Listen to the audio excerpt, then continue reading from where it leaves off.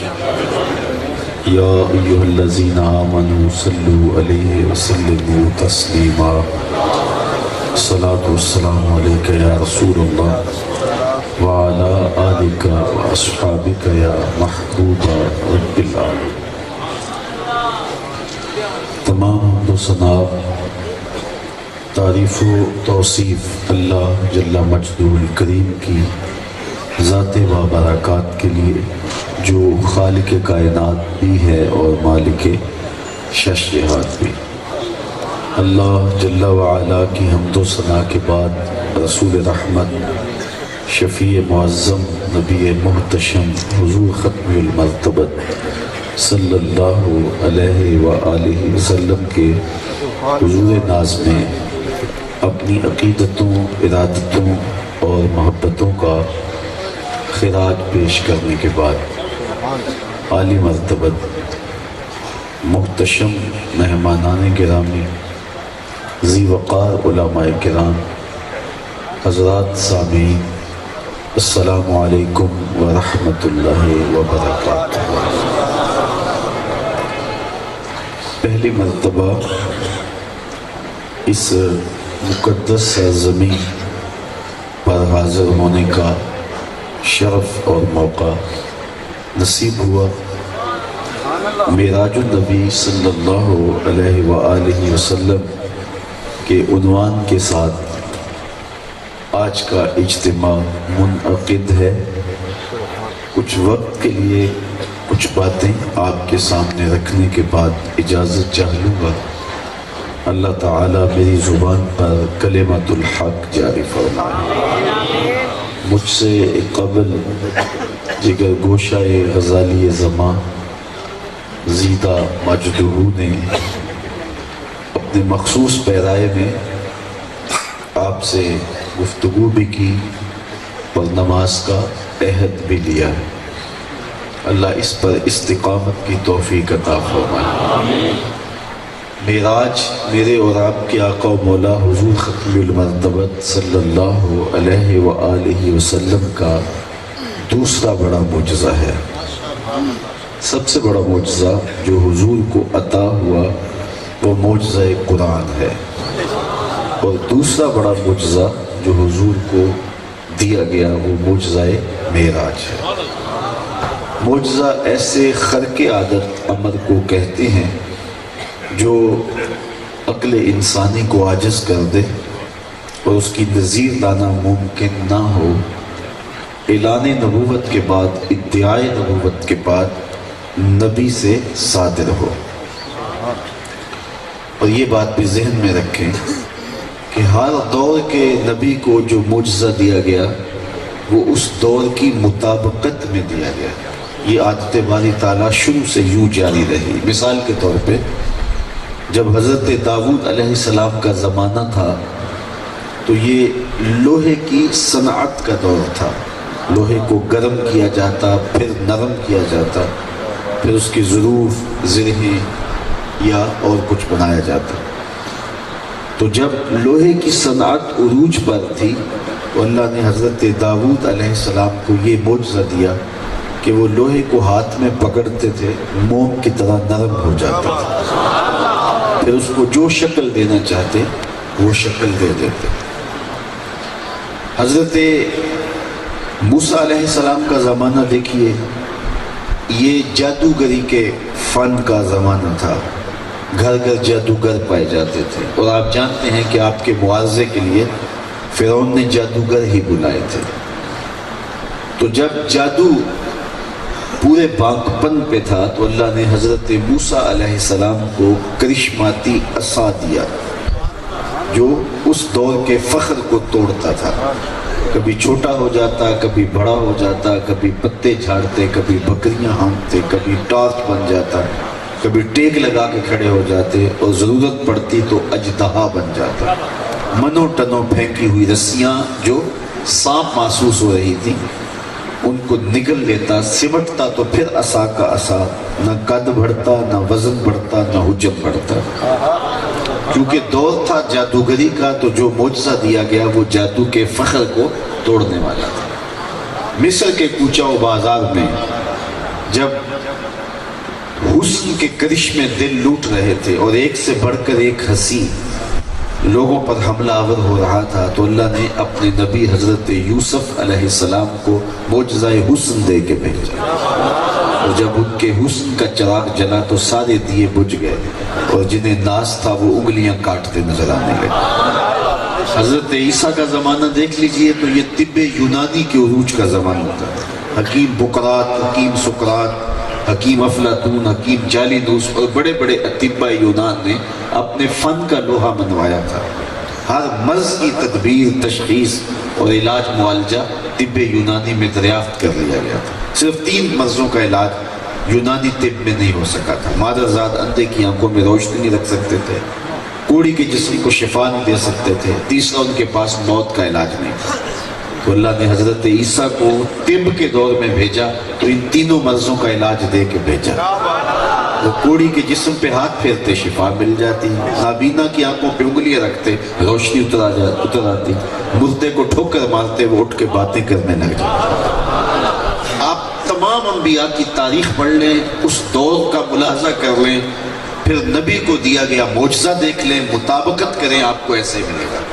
جس دور میں جس چیز کا عروج تھا اس دور کے نبی کو بھی اس کی مطابقت میں معجزہ دیا گیا۔ جب میرے اور آپ کے آقا و مولا تشریف لائے تو یہ زبان و بیان کا عروج تھا، شاعر، سخنور، بڑے بڑے ادیب پائے جا رہے تھے۔ تو جب سخنواری کا جادو سر چڑھ کے بول رہا تھا تو اللہ نے اپنے محبوب کو سب سے بڑا معجزہ قرآن عطا کیا، اور پھر انہیں چیلنج دیا کہ لاؤ اس کی مثل ایک سورت لا کے دکھاؤ۔ الاتقان فی علوم القرآن میں امام سیوطی نے لکھا ہے، اگر قرآن کا مقابلہ لایا جانا ممکن ہوتا تو بدر اور احد کی لڑائیاں نہ ہوتی۔ آسان سا کام تھا، قرآن کا موازنہ کر لیتے، مقابلہ کر لیتے، چیلنج قبول کر لیتے، 3 آیات پر مشتمل ایک سورت لے آتے، لیکن نہیں لا سکے۔ تیرے سامنے یوں ہیں دبے لچے فصحا عرب کے بڑے بڑے، کوئی جانے کے منہ میں زبان نہیں بلکہ جسم میں جان، کسی کے اندر ہمت ہی نہیں کہ قرآن کی مثال ہے۔ تو یہ جب طے ہو گیا کہ ہر دور میں نبی کو دیا گیا معجزہ اس دور کی مطابقت میں تھا، اس دور کے فخر کو توڑنے والا تھا، تو میرے حضور تشریف لائے تو زبان و بیان کا جادو سر چڑھ کے بول رہا تھا تو قرآن دیا گیا۔ لیکن یہ بات بھی یاد رہے، حضور کا دور مختصر دور نہیں تھا کہ 50-100 سال پہ مشتمل ہوتا، قیامت تک دور میرے حضور کا ہی ہے۔ اس لیے صرف ایک زبان و بیان کی عروج نہیں پانا تھا، مختلف ادوار میں مختلف چیزوں کا عروج ہونا تھا۔ اس لیے اللہ نے اپنے نبی کو معجزات بھی کہی دیے، 1200 معجزات تو اسناد کے ساتھ محدثین نے لکھے، اس کے علاوہ بھی معجزات۔ پھر ہر دور کے فخر کو دیکھ لیجئے اور حضور کے معجزات کی فہرست دیکھ لیجئے، ہر دور کے فخر کو حضور کا کوئی نہ کوئی معجزہ توڑتا دکھائی دے گا۔ لیکن 2 دور حضور کے انتہائی اہم ہیں، جب تشریف لائے، دوسرا قرب قیامت کا زمانہ۔ جب تشریف لائے تو زبان و بیان کا عروج تھا، قرآن دیا گیا۔ قرب قیامت میں سائنسی ارتقاء کی کہانیاں چھڑنی تھی، اپالو 11 کے ذریعے لوگوں نے چاند پہ جانے کی بات کرنی تھی، مریخ پہ سفر کی تیاریاں ہونی تھی۔ دوسرا بڑا معجزہ معراج دیا کہ سائنسدان الٹی چھلانگیں بھی لگاتے پھرے، وہاں ان کا تخیل بھی نہیں پہنچ سکتا جہاں محمد عربی کے قدم پہنچ۔ کوئی حد ہے ان کے عروج کی، بلغ العلا کمال، جن رفعتوں تک وہ پہنچے وہاں کسی کا تصور بھی نہیں ہو سکتا۔ اور میرے امام بولے، خرد سے کہہ دو کہ سر جھکا لے، خرد سے کہہ دو کہ سر جھکا لے، گمان سے گزرنے والے، یا خود پڑے ہیں جہت کو لالے، کوئی کیا بتائے کدھر گئے تھے، سراغ عین و متا کہاں تھا، نشان کیف و الا کہاں تھا، نہ کوئی ساتھی نہ کوئی راہی، نہ سنگ منزل نہ مرحلے تھے، کمان امکان کے جھوٹے نکتوں اول آخر کے پھیر میں ہو، محیط کی چال سے پوچھو کدھر سے آئے کدھر گئے تھے، کوئی حد ہے ان کے عروج کی، بلغ العلا کمال۔ ہر دور کے فخر کو معجزہ توڑتا ہوا دکھائی دیتا ہے۔ اچھا، اور آپ قرآن مجید کی اس آیت کو دیکھ لیجئے جو آیت معراج ہے، سورہ بنی اسرائیل کی پہلی آیت، اس میں وہ 6 سوالوں کے جواب موجود ہیں جو سائنس کھڑے کرتی ہے. یہ آنا جانا، سیر، سفر، سیاحت، یہ ہمارا روزمرہ ہے، لیکن فنی زبان میں اس کو کہا جاتا ہے حرکت. سائنس کہتی ہے حرکت ہوئی، ہم کہتے ہیں ہم گئے، ہم آئے، ہم نے سفر کیا، ہم اٹھے، ہم بیٹھے، لیکن سائنس کہتی ہے حرکت ہوئی. اور اس پر وہ سوال اٹھاتی ہے کہ حرکت خود بخود نہیں ہوتی، کسی نے دی تو حرکت ہوئی. محرک کون ہے؟ دوسرا سوال ہے متحرک کون ہے؟ حرکت کس کو ہوئی؟ زمان حرکت کیا ہے؟ کب ہوئی؟ مبدأ حرکت کیا ہے؟ کہاں سے ہوئی؟ منتہا حرکت کیا ہے؟ کہاں تک ہوئی؟ اور پھر چھٹا سوال ہے وجہ حرکت، حرکت ہوئی کیوں؟ تو یہ 6 سوال کھڑے کرتی ہے سائنس. اور آپ دیکھیے اس ایک آیت میں 6 سوالوں کے جواب موجود. محرک کون ہے؟ سبحان الذی اسری. متحرک کون ہے؟ بعبدہ. زمان حرکت کیا ہے؟ لیلاً. مبدأ حرکت کیا ہے؟ من المسجد الحرام. منتہا حرکت کیا ہے؟ الی المسجد الاقصی. اور زمانے اور وجہ حرکت کیا ہے؟ لنریہ من آیات. اور پھر ہمارے فلسفے کی کتابوں میں عالی مرتبۃ علماء موجود ہیں. حرکت کی تقسیم کی گئی ہے، حرکت بالذات ہوتی ہے، حرکت بالعرض ہوتی ہے. میں وہاں سے چل کے یہاں تک پہنچا ہوں تو میں اپنی ذاتی رفتار سے نہیں آیا. میں گاڑی پہ آیا ہوں تو 7-8 گھنٹے میں یہاں پہنچا. لیکن اگر میں ذاتی رفتار سے آتا تو ابھی میں مرید کے کاموں کی بھی کراس نہ کیا ہوتا، یا لاہور تک بڑی مشکل سے تیزی سے چلا ہوتا تو پہنچا ہوتا. لیکن میں خود حرکت میں نہیں تھا، گاڑی حرکت میں تھی تو میں اس کے اوپر بیٹھا تھا، تو میری حرکت بالعرض تھی اور گاڑی کی حرکت بالذات تھی. تو وہ میرے سے زیادہ سریع و رفتار تھی اور اس نے مجھے اتنے وقت میں، اتنے لمحات میں آپ تک پہنچا دیا. اب حضور علیہ الصلوۃ والسلام معراج پہ گئے تو یہ حضور کی حرکت بالذات تھی یا بالعرض تھی؟ علماء نے کہا کہ اس کے 5 مراحل حرکت بالعرض کے ہیں اور 1 مرحلہ حرکت بالذات کا ہے. اور میری حرکت ذاتیہ بطیء ہے اور حرکت عرضیہ جو ہے وہ سری ہے. لیکن رسول کریم صلی اللہ علیہ وسلم کی جو ذاتی حرکت ہے وہ سری ہے، اور جو عرضی حرکات ہیں 5 حرکات وہ جو ہیں وہ بطیء ہیں. لیکن ان بطیء حرکات کا عالم ذرا دیکھیے. پہلا مرحلہ حضور کا مسجد حرام سے لے کے مسجد اقصی تک، یہ براق پہ حضور کا سفر تھا. اور وہ کتنا سریع و رفتار تھا، جہاں اس کی نظر جاتی تھی وہاں اس کا قدم جاتا تھا. میرے اور آپ کے 5.5 فٹ 6 فٹ کے وجود میں 2 آنکھیں نور ہیں، اور وہ بھی ساری نور نہیں ہیں. اس میں 2 سیاہ دائرے ہیں، وہ بھی سارے نور نہیں ہیں. ان میں 2 مہین سے نقطے ہیں، ان میں روشنی ہے. اور کتنی روشنی ہے کہ میں نظر اٹھاؤں تو دوسرے آسمان کے، تیسرے آسمان کے ستارے دیکھ لیتا ہوں. 5.5 فٹ 6 فٹ کے وجود میں 2 باریک سے نقطے ہیں، اور وہ نور اتنا ہے کہ آسمان کے ستارے دیکھنے ممکن ہیں. جو پاؤں کے کھروں سے سر کی چوٹی تک نور تھا، اس براق کی نگاہوں کا عالم کیا ہوگا.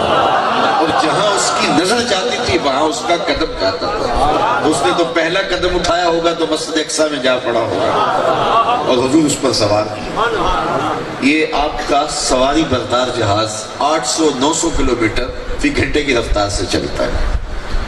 کسی میں ہمت ہے کہ اس کی ننگی پشت پہ بیٹھ سکے؟ پڑخت چھوڑ جائے گی، ہوا کی مزاحمت گوارا نہ ہو، آگ لگ جائے گی.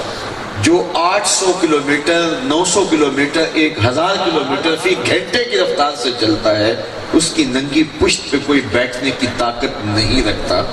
اور جو کروڑوں میل فی سیکنڈ کی رفتار سے جا رہا تھا، اس براق کی ننگی پشت پہ بیٹھنے والے شاہ سوار کی عظمت کو سلام کرنے کو جی نہیں چاہ رہا. پھر اتنی سرعت کے ساتھ کوئی جا رہا ہو تو راستے میں کوئی ملے تو بندہ پہچان نہیں پاتا. بعد میں شکوہ، جناب آپ گزرے تھے تو مجھے دیکھا ہی نہیں آپ نے. کہا ہاں میں جلدی میں تھا.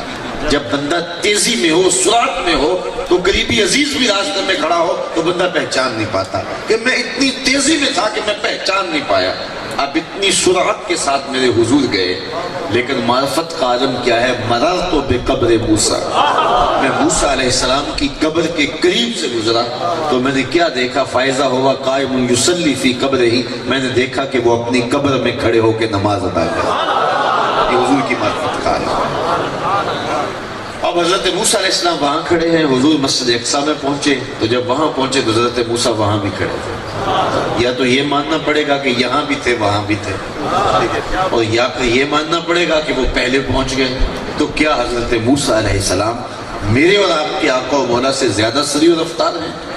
تو اس کا جواب یہ ہے کہ حضرت موسیٰ تو نبوت کی طاقت سے گئے، اور حضور تو اپنی رفتار سے گئے ہی نہیں، حضور تو براق کی طاقت سے گئے، اور براق بہت سریع ہوگا لیکن نبوت سے آگے نہیں ہے، اس لیے حضرت موسیٰ پہلے پہنچ گئے۔ تو یہ ایک پہلا مرحلہ تھا حضور کا جو مکمل ہوا، مسجد حرام سے مسجد اقصیٰ تک حضور براق پہ گئے۔ اب اس کے بعد پھر حضور دوسرا مرحلہ حضور کے سیر بالعرض کا شروع ہوا۔ مسجد اقصیٰ سے پہلے آسمان تک نور کی ایک سیڑھی تھی جس پہ حضور تشریف لے گئے، اور عالی مرتبہ علماء سے پوچھئے، معراج اس میں اعلیٰ کا صیغہ ہے، اور یہ زینہ عروج اوپر چڑھنے کے ذریعے کو ہی کہتے ہیں، تو وہ ایک نورانی سیڑھی تھی جس پر حضور تشریف لے گئے۔ تو یہ دوسرا مرحلہ تھا، اور یہ پہلے مرحلے سے زیادہ سریع تھا۔ ایک نوری لفٹ تھی، ایک سیڑھی تھی جس پہ حضور تشریف لے گئے۔ اب دو مرحلے مکمل ہوئے۔ اب پہلے آسمان سے لے کر 7ویں آسمان تک فرشتوں کے پروں پہ تشریف فرما ہوتے رہے، انہیں یہ اعزاز بخشا، اور یہ پہلے دو مراحل سے زیادہ سریع و رفتار مرحلہ تھا۔ پھر وہاں سے سدرہ تک 7ویں آسمان سے حضور جبریل امین کے پروں پہ گئے، اور یہ مرحلہ پہلے مراحل سے زیادہ سریع و رفتار تھا۔ اور پھر سدرہ پہ جا کے جبریل امین نے کہا، لو دنوت خطوۃ لا ترکت، اگر میں ایک بال آگے بڑھوں تو جل کے راکھ ہو جاؤں۔ مجھے اگر سرائکی آتی ہوتی تو پھر تو کمال ہوتا، لیکن پنجابی کا یہاں ایک شعر ہے کہ نور بشر دا چگڑا چلیا تے سدرہ تے جا کے گل مک گئی۔ اور میں کہتا ہوں سدرہ تو بہت دور کی بات ہے، ام ہانی کے گھر میں فیصلہ ہو گیا۔ بشر تے چادر تان کے ستا، نور چمے پہ تلیاں، جس دی خاطر سجیاں ہویاں نے عرش بری دیاں گلیاں۔ تو جبریل حضور کے قدم چوم رہے ہیں، اللہ اکبر، نوریوں کا سردار حضور کے قدم چوم رہے ہیں۔ ہمارے استاد فرماتے تھے، کسی نے تصور میں جبریل سے پوچھا کہ تو حضور کے قدم چومے، تلوے چومے، کو لطف آیا؟ تو جبریل نے زبان حال سے کہا، نہ جنت کی گلیوں میں دیکھا مزہ جو محمد کی تلیوں میں۔ تو جبریل نے کہا حضور آگے میں نہیں جا سکتا ہوں۔ تو پھر ایک سبز نوری تخت آیا جس پہ حضور جلوہ فراز ہوئے، اور اس کا عربی نام ہے رف رف، اس پہ حضور سوار ہوئے، اور پھر حضور کو جہاں تک خدا نے چاہا وہ رف رف نوری تخت لے گیا۔ اعلیٰ حضرت کا یہاں اسلوب دیکھیے، رف رف تیرا فر فر گیا، اس کو کہتے ہیں صنعت تقلیب لفظی، لفظ کا بدل۔ خواجہ میر درد نے کہا تھا، میں ہوں لفظ درد، جس پہلو سے دیکھو درد ہوں، درد کو ادھر سے پڑھو پھر بھی درد، درد کو ادھر سے پڑھو پھر بھی درد، درد مٹتا ہی نہیں ہے۔ میں ہوں لفظ درد، جس پہلو سے دیکھو درد۔ تو اب رف رف کو جب تقلیب لفظی کرو، الٹا پڑھو تو فر فر بنتا ہے، تو یہ سند تقلیب استعمال کیا، رف رف تیرا فر فر گیا، تا ہفتمی گوہر گیا۔ اور اعلیٰ حضرت کی روح سے فیض لے کے کہہ رہا ہوں، ایک وقت آیا کہ رف رف کے بھی بس بس ہو گیا۔ یہ 5 مرحلے مکمل ہوئے، اب حضور ہو گئے۔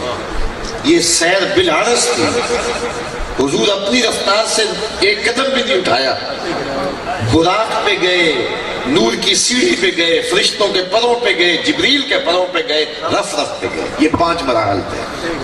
اب حضور رک گئے، آواز آئی، ادنو منی یا احمد، پیارے آگے بڑھئے۔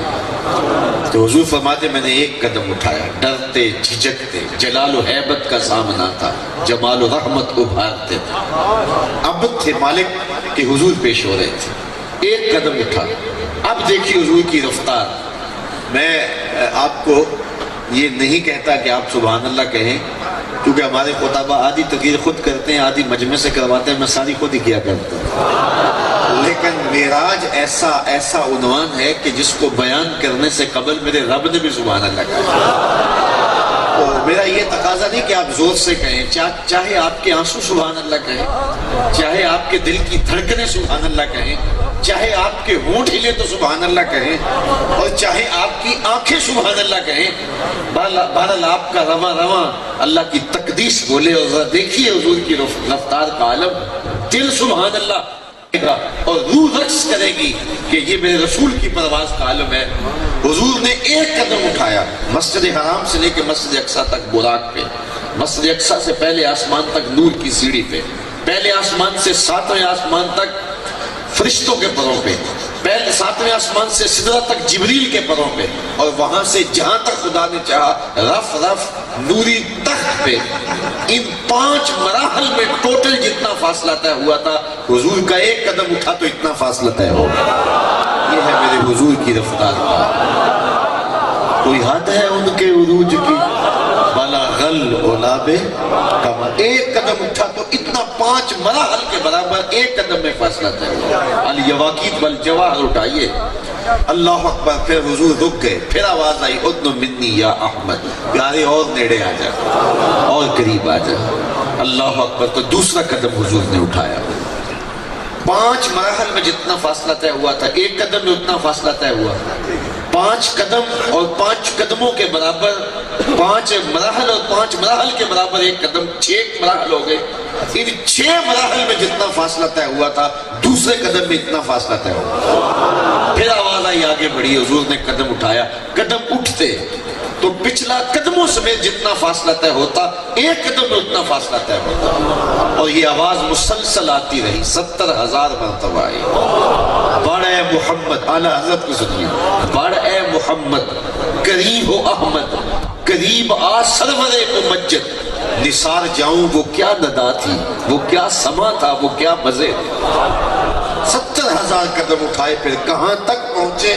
اللہ اکبر. خرد سے کہہ دو کہ سر جھکا ہے، گمان سے گزرے گزرنے والے، یہاں خود پڑے ہیں جہت کو لالے. کوئی کیا بتائے کدھر گئے تھے.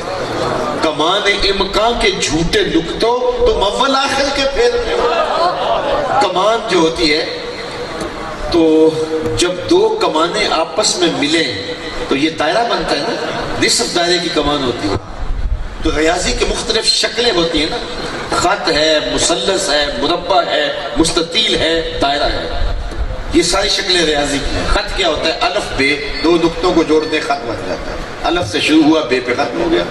ابتدا کا بھی پتہ، انتہا کا بھی پتہ ہے. مثلث کیا؟ الف بے جیم، الف سے شروع ہوا خط، بے پہ ختم، بے سے شروع ہونے والا، جیم پہ ختم، جیم سے شروع ہونے والا، پھر الف پہ ختم.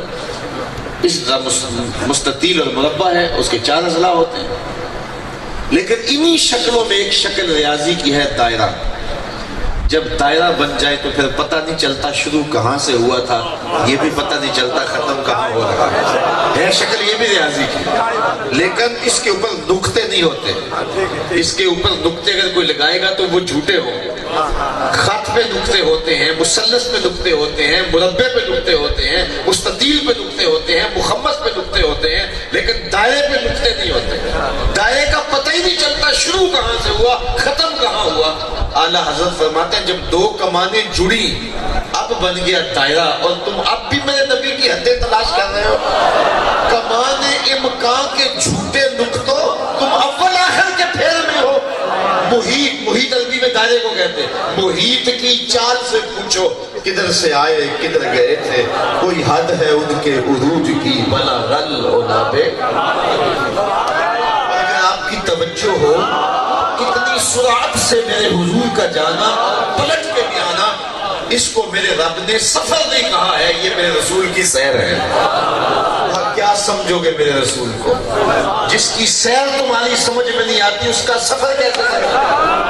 اور آپ اچھی طرح سمجھتے ہیں سیر اور سفر کا فرق. سیر تمہل کے ساتھ ہوتی ہے، آہستگی کے ساتھ ہوتی ہے. ہر نظارے پہ رکا جاتا ہے، ہر منظر کو دیکھا جاتا ہے. لیکن سفر میں نظر ہدف پہ ہوتی ہے اور بھاگم بھاگ ہوتی ہے. یہ اتنی سرعت سے گئے اور پلٹ بھی آئے، اور وقت اتنا لگا کہ کنڈی بھی ہل رہی تھی، بستر بھی گرم تھا. اس کو میرے رب نے سفر نہیں کہا، کہا یہ میرے نبی کی سیر ہے، اور تم ورطہ حیرت میں مبتلا ہو کیسے ہو گیا؟ کہا کیا سمجھو گے میرے رسول کو، جس کی سیر سمجھ میں نہیں آتی اس کا سفر کیسے سمجھو گے؟ اور آج ہم کہتے ہیں جب مشکل میں امتی ہو پکارے نبی مدد کو پہنچتا ہے، لوگ کہتے ہیں کہاں مدینہ اور کہاں تم، اتنی جلدی نبی کیسے آ جاتا ہے؟ میں کہتا ہوں جب مشکل میں امتی پکارے نبی پھر سیر کرتا تو نہیں آتا، نبی تو پھر سفر کرتا آتا ہے، اور جس کی سیر نہیں سمجھی جاتی اس کے سفر کو کون سمجھے گا؟